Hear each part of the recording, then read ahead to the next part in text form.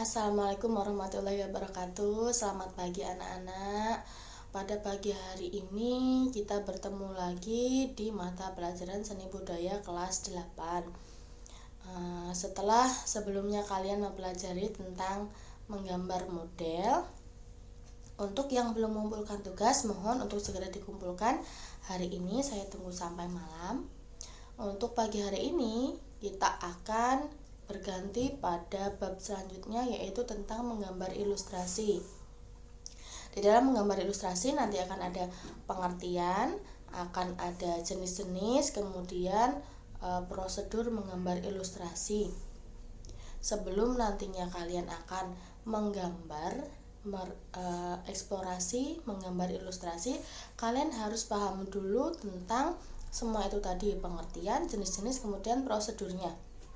Kalian akan mempelajarinya hari ini. Mohon untuk menyimak video ini sampai selesai, jangan di skip karena nanti penugasan akan ada di akhir video ini. Jadi silakan nanti diikuti dari awal sampai selesai. Kemudian untuk presensi hari ini silahkan tuliskan nama lengkap dan nomor absen pada kolom komentar. Begitu, mari sama-sama kita mempelajari materi hari ini, yaitu tentang menggambar ilustrasi. Ya, kita masuk pada materi kita, yaitu menggambar ilustrasi. Setelah kemarin kita menggambar model, maka berikutnya kita akan masuk pada menggambar ilustrasi. Apa itu ilustrasi? Harus kalian ketahui terlebih dahulu pengertian dari gambar ilustrasi. Ilustrasi merupakan karya seni rupa dua dimensi yang bertujuan untuk memperjelas suatu pengertian. Apa itu tujuan ilustrasi? Yaitu untuk memperjelas, memperkuat, memperindah, mempertegas sebuah cerita, tulisan, maupun karya tulis lainnya. Jadi, ilustrasi itu bukan hanya sebagai pelengkap, tapi dia justru memperjelas dan memperkuat, bisa jadi cerita ataupun peristiwa ataupun pesan yang ingin disampaikan kepada pembaca.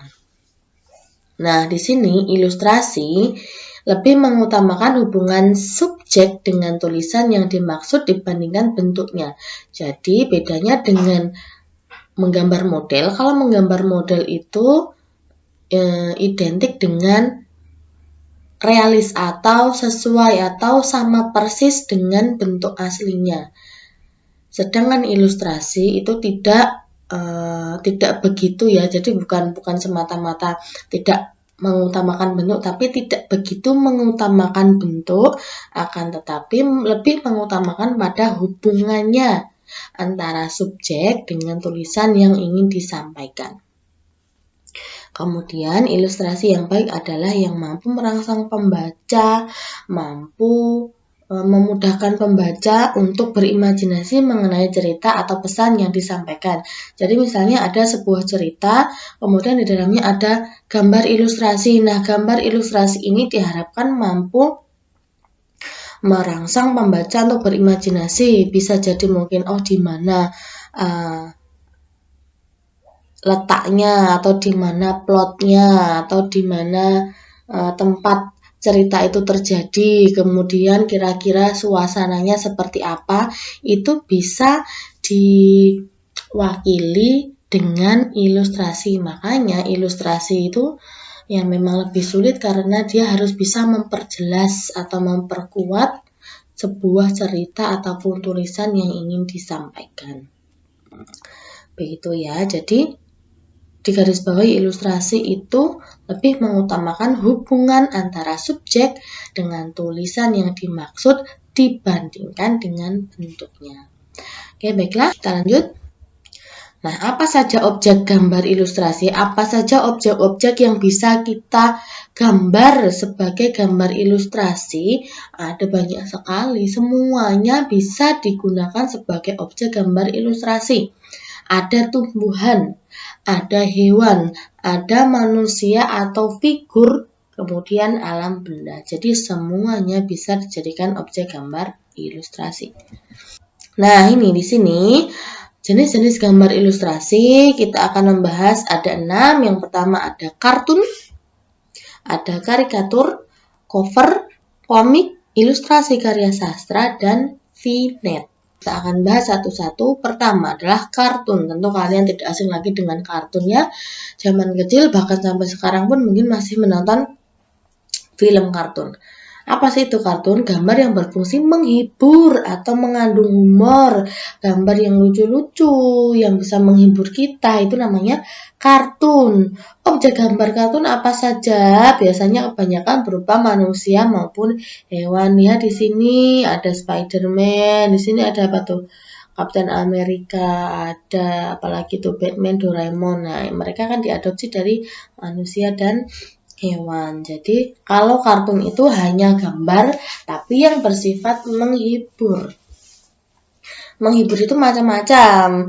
Ada yang terhibur dengan gambar yang bagus-bagus, yang identik dengan emoji senyum, ketawa, dan lain sebagainya. Ada juga yang terhibur dengan emoji misalnya hewan ataupun manusia yang konyol atau lucu. Jadi tidak serta-merta atau tidak selalu gambar senyum itu menghibur ya. Jadi tergantung penikmatnya. Berikutnya karikatur. Karikatur ini identik dengan gambar yang dilebih-lebihkan atau telah dirubah bentuknya, atau biasa disebut gambar yang sudah bukan keadaan sebenarnya. Mengandung sindiran atau kritikan. Biasanya ini banyak ada di majalah-majalah ataupun di koran. Nah, kalau sekarang ini sudah menjamur di media sosial. Jadi, ketika seseorang ingin mengkritik atau menyindir terhadap suatu kondisi, itu biasanya mereka wujudkan dengan cara membuat karikatur. Nah, karikatur itu bisa lebih mudah dipahami jika disertai dengan kalimat yang singkat sebagai penjelas. Bisa kita lihat di sini, itu adalah lambang dari virus. Kalau virus itu kan secara pengetahuan kita, ya mungkin dia ada kelihatan ada giginya seperti itu, ada matanya seperti itu. Mungkin memang ada, tapi nggak tahu bentuknya seperti apa. Nah, ini namanya sudah dilebih-lebihkan. Dia punya tangan, punya kaki, bisa ngomong, bisa menakut-nakuti. Nah, itu maksudnya gambar yang dilebih-lebihkan. Atau bisa juga, karikatur itu biasanya kalau manusia, itu ada yang gambar badan dan kakinya itu kecil. Nah, kepalanya besar sekali. Itu juga masuk ke dalam karikatur. Atau misalnya mohon maaf mau ini ada teman atau ada seseorang yang dia itu hobinya berbicara, hobinya menjelek-jelekan teman-temannya. Nah, mungkin nanti tuh bisa disindir dengan gambar manusia yang lainnya tubuhnya tuh kecil atau proporsional, tapi yang paling dibesarkan itu bagian mulutnya atau bibirnya lebih besar dari yang lainnya. Ya kan nggak ada tahu orang yang seperti itu. Nah, itu namanya karikatur. Dilebih-lebihkan gunanya apa? Untuk menyindir ataupun mengkritik. Tapi usahakan kalimat sindiran atau kritikannya tidak menyebutkan merek, dalam arti merek tertentu maupun orang yang benar-benar ingin disindir atau bersangkutan. Jadi jangan sampai menyebutkan nama subjek yang akan kita sindir atau kritik. Itu agar tidak terjadi kesalahan. Jadi kita bebas berekspresi tanpa menyebutkan nama. Ya. Supaya apa? Supaya aman. Berikutnya. Cover. Cover itu apa tahu? Sampul atau kulit majalah atau buku. Kalian sudah tahu.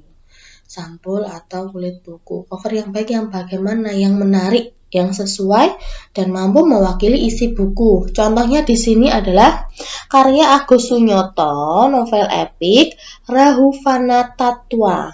Nah, kira-kira bisa kita artikan ya di sini, kira-kira di dalamnya akan membahas tentang apa? Tokoh pewayangan, yaitu Rahufana itu apa? Rahwana. Jadi cover itu harus bisa mewakili isi dari buku. Tidak mungkin misalnya kita mau bercerita tentang Shinchan, kok covernya Doraemon. Nah, itu namanya salah kamar. Nah, jadi harus sesuai antara isinya dengan cover depannya yang mewakili. Biasanya digunakan gambar-gambar yang dekoratif, kemudian warna-warna yang mencolok. Tujuannya apa? Untuk menarik minat pembeli maupun pembaca. Gitu ya. Semoga sudah paham. Kita bisa lanjutkan. Nah, kemudian komik, rangkaian gambar yang saling melengkapi dan mengandung sebuah cerita. Kalau kartun sudah, kemudian karikatur sudah seperti itu. Nah, ini komik kita mau bercerita tapi dominan dengan apa nih? Dominan dengan gambar. Jadi seperti film yang dibukukan. Jangan lupa ada juga prosedur untuk menggambar komik. Komik itu apa toh? Komik itu ada plotnya, ada setting tempatnya, ada setting waktunya, kemudian karakternya siapa saja. Karakter di sini yang dimaksud adalah tokoh-tokohnya ada siapa saja. Alurnya bagaimana? Alur itu harus jelas, harus sangat-sangat dipertimbangkan, sangat-sangat dipikirkan dari sejak awal membuat komik. Kira-kira kita mau menyampaikan apa, dibuat dulu alurnya, kemudian tentukan karakternya siapa saja, kemudian kalian tuangkan ke dalam gambar disertai dengan teks gitu ya. Jadi kalau komik ya jangan gambar tok atau tulisan tok, tapi semuanya ada secara seimbang untuk memperjelas. Begitu. Kemudian ilustrasi karya sastra, ya ini berupa gambar yang memberi penguatan dan mempertegas isi atau narasi di dalam karya yang dibuat. Ilustrasi itu digunakan untuk apa? Untuk menarik pembaca. Jadi misalnya ada sebuah cerita pendek, kemudian ada gambar seperti ini, kira-kira kita bisa menangkap, berarti cerita yang ditulis di sini itu settingnya ada di lingkungan rumah, ada yang sedang di dalam rumah, ada yang sedang bermain di halaman rumah. Jadi gunanya untuk mempertegas isi, kemudian apalagi supaya pembaca itu tidak bosan, karena kebanyakan kalau membaca cerita semuanya dalam bentuk tulisan saja tanpa ada gambar sama sekali, itu biasanya juga bisa mengundang kejenuhan atau kebosanan dari pembaca. Berikutnya, gambar dekoratif yang berfungsi menghias halaman yang kosong pada majalah atau surat kabar, itu masuk ke dalam jenis-jenis gambar ilustrasi yang dinamakan vignette. Jadi biasanya kan kalau kita membaca novel atau membaca cerita itu di bagian pojok ujung halaman itu ada ornamen-ornamen, ada hiasan-hiasan seperti ini. Nah, itu namanya vignette. Gunanya untuk apa? Untuk menghias bagian yang kosong atau untuk memperindah halaman. Itu tadi adalah 6 jenis gambar ilustrasi yang sudah kita bahas, kita pelajari bersama-sama. Semoga kalian semuanya paham. Nah, ini yang perlu kalian perhatikan, karena nantinya kalian juga akan membuat gambar ilustrasi, kalian harus memperhatikan prosesnya. Yang pertama adalah gagasan. Kalian menggali gagasan. Gagasan ini misalnya tokohnya apa, adegannya apa, suasananya apa, di mana, tema ya, temanya ditentukan dulu. Temanya mau misalnya tentang lingkungan, terus nanti kira-kira setting tempatnya mau di mana, kemudian tokohnya mau siapa, tokoh yang bisa mewakili, yang mudah diidentifikasi oleh orang. Nah, itu di situ. Kemudian berikutnya adalah sketsa. Sketsa itu diawali dengan membuat gambar dengan garis-garis tipis. Ketika kalian sudah yakin, baru kalian menebalkan dan membuat detailnya. Dan yang terakhir adalah proses finishing atau pewarnaan. Gunakan warna-warna yang menarik. Warna menarik itu tidak harus selalu mencolok. Bisa jadi warna yang kalem atau salem, akan tetapi jika perpaduan warnanya tepat, selaras dan harmonis, itu juga akan terjadilah warna yang bagus, warna yang menarik. Jadi menarik tidak harus selalu mencolok. Saya rasa demikian. Semoga anak-anak sekalian paham tentang materi gambar ilustrasi pada hari ini. Terima kasih, selamat belajar anak-anakku semuanya, selamat mengerjakan tugas, lengkapi tugas dengan baik supaya kalian bisa mendapatkan nilai yang maksimal. Belajar dari rumah tidak menjadi alasan untuk kalian tidak mendapatkan nilai yang maksimal. Terima kasih, tetap semangat, sampai jumpa pada pertemuan berikutnya. Wassalamualaikum warahmatullahi wabarakatuh.